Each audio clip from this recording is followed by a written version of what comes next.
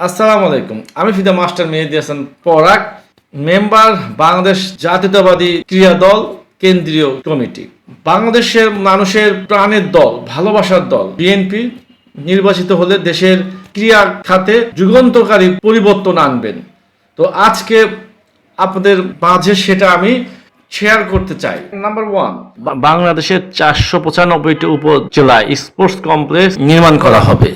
Number 2, প্রতিটা জেলায় BKSP মানের আধুনিক ক্রীড়া প্রশিক্ষণ কেন্দ্র প্রতিষ্ঠা করা হবে। নাম্বার 3, ক্লাস 4 থেকে শিক্ষার্থীদের কমপক্ষে একটি খেলাকে বাধ্যতামূলক করা হবে।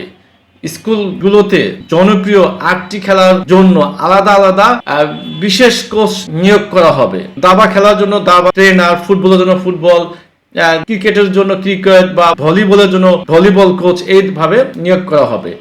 সারা দেশে কমপক্ষে 7 লাখ খেলোয়াড়কে এই চাকরির আওতায় আনা হবে। বাংলাদেশের খেলাধুলাকে শিল্প ও কেরিয়ার হিসেবে গড়ে তোলা হবে। এসব উদ্যোগের মাধ্যমে দেশের ক্রীড়া খাত হবে শক্তিশালী, পেশাদার এবং বিশ্বমানের।